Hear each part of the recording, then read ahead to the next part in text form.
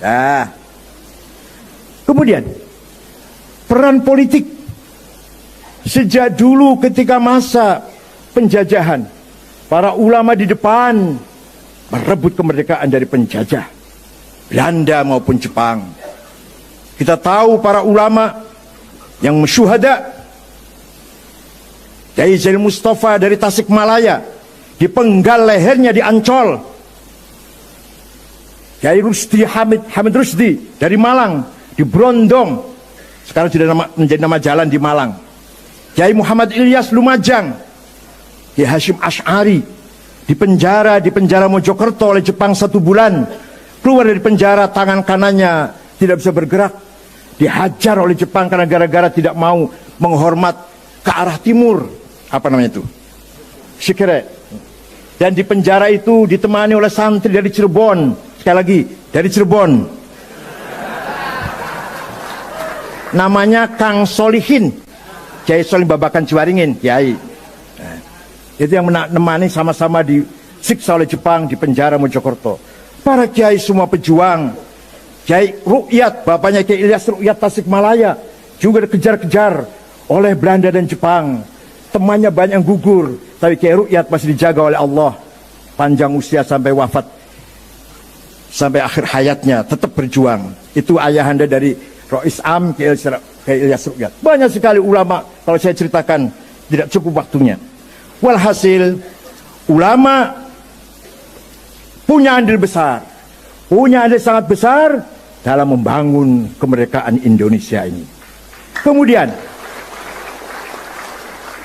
setelah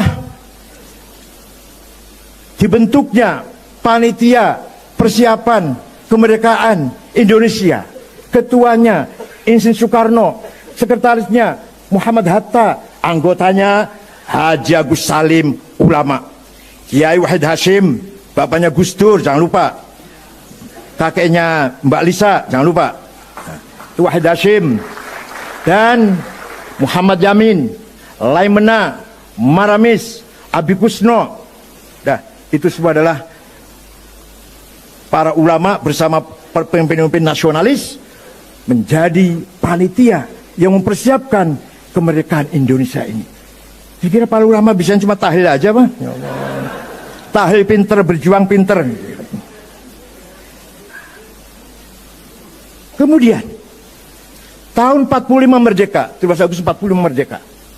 Baru merdeka Agustus, September, Oktober ada ancaman dari sekutu akan mengirim pasukan dengan manipulasinya atau ditutupin bahwa mereka datang akan mencari tahanan-tahanan Belanda yang dipenjara oleh Jepang. Jadi nggak akan perang, nggak, cuma akan mencari sisa-sisa di dalam penjara Belanda yang dipenjara oleh Jepang. Ternyata bawa senjata berat. Bung Karno, Pak Hatta, Jenderal Sudirman musyawarah, berunding. Gimana ini? Ya dilawan. Yang lawan siapa? Ya siapa? TNI baru saja istirahat perang, masih capek. Jadi gimana? Rakyat yang melawan. Intifadah. Intifadah bahasa Arab artinya ngeroyok lah. Pakai ketepel, pakai kayu, pakai batu, bata. Oke, bagus intifadah. Tapi yang bisa mengerahkan rakyat supaya berani intifadah siapa? Nah itu. Dicari oleh tiga orang ini. Bung Karno, Pak Hatta, dan Sudirman. Kiai Haji Hashim Asy'ari Tebuireng. Itu yang bisa itu. Maka tiga pemimpin besar ini mengirim utusan bertamu pada Mbah Hashim Asy'ari. Kemudian beliau salam dari Bung Karno, Pak Hatta, dan Jenderal Sudirman. Beliau bertiga bertanya kepada Kiai, hukumnya membela tanah air, bukan bela agama loh, bela tanah air. Kalau nggak ada tanah air, lemah kalau banyu, nggak ngerti tanah air, Masya Allah. Kiai Hashim Asy'ari mengumpulkan para ulama dari Banten Menes Kiai Abdurrahman, dari Bogor Pagentongan Kiai Abdul Hamid, dari Majalengka Kiai Abdul Halim, dari Cirebon Kiai Abbas, dari Buntet Kiai Amin Babakan Ciwaringin, Kiai Satori Arjawinangun, dari Indramayu Kiai Sujai Segeran, dari Semarang Kiai Ridwan, dari Lasem Kiai Maksum, dari Kudus Raden Asnawi Kudus, dari Cepu Kiai Usman, dari Lombok Tengah Guru Faisal. bertemu tanggal 20 di Tebuireng sampai tanggal 22 Oktober. Keputusannya bahwa membela tanah air hukumnya fardhu ain.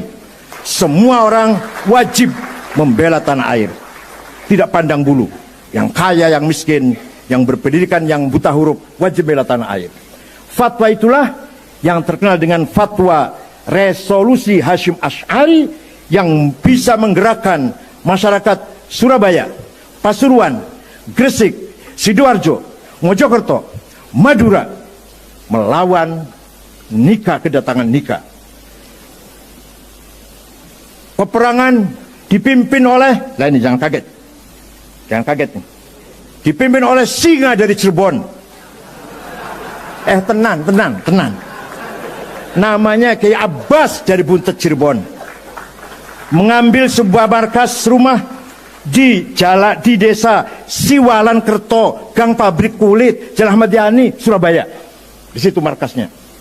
Peperangan terjadi, korban sangat banyak, tapi alhamdulillah kita menang. Kiai Abbas Buntet menjatuhkan pesawat 3, hanya dilempar dengan biji tasbihnya. Percaya silahkan, enggak apa-apa.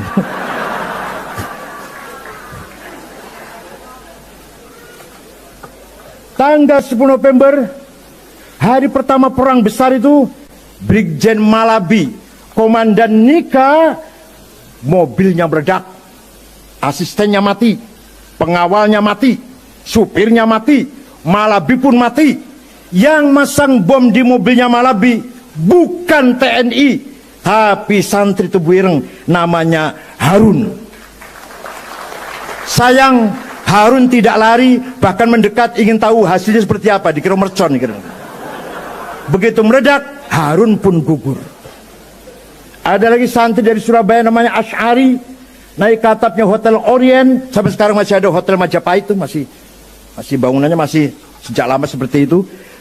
Merobek-robek bendera Belanda, mengibarkan merah putih. Itu Asy'ari namanya, dari Surabaya.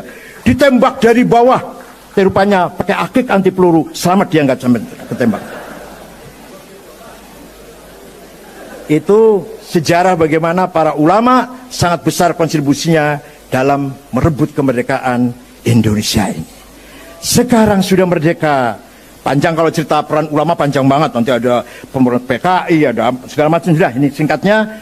Sekarang sudah merdeka. Mari kita bangun negara ini. Kita cintai negara ini.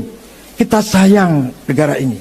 Islam mengajak persatuan dan kesatuan. Islam mengajarkan damai. Islam mengajarkan hidup harmonis. Islam anti permusuhan. Islam melarang dendam.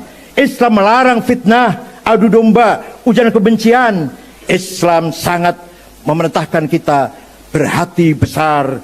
Fabima rahmatin minallahi lintalahum walau kunta faddan ghalidhal qalbi min hawlik fa'fu anhum wastaghfir lahum wasyawirhum fil amr fa idza azamta fatawakkal 'ala Allah innallaha yuhibbul mutawakkilin. Muhammad, karena engkau santun, karena engkau ramah, karena engkau berakhlak Muhammad, maka mereka berbondong-bondong masuk Islam. Seandainya kamu Muhammad faddan ghalidhal qalbi, congkak, tandang peting-ting, kasar, omongannya kasar, bawa pentung sana kemari, dan faddu min haulik, niscaya orang akan lari meninggalkan kamu Muhammad. Fa'fu anhum, maafkanlah orang Mekah itu Muhammad. Di dalam Fatu Makkah ini. Wastaghfir lahum, mintakan ampunan untuk orang Mekah Muhammad yang dulu musuhi kamu. Wasyawirhum fil amr, ajaklah mereka bermusyawarah menatap masa depan yang lebih baik. Yang kemarin musuh, yang kemarin mengusir Nabi Muhammad, menyiksa para sahabat, bahkan ada yang sampai membunuh para sahabat seperti Yasir dan istrinya Sumayyah, dimaafkan, dimintakan maghfirah kepada Allah, dan diajak musyawarah menatap masa depan yang lebih baik tanpa ada rasa dendam, rasa permusuhan sama sekali. Itulah akhlak Rasulullah sallallahu alaihi wasallam. Semoga kita semua bisa menirunya.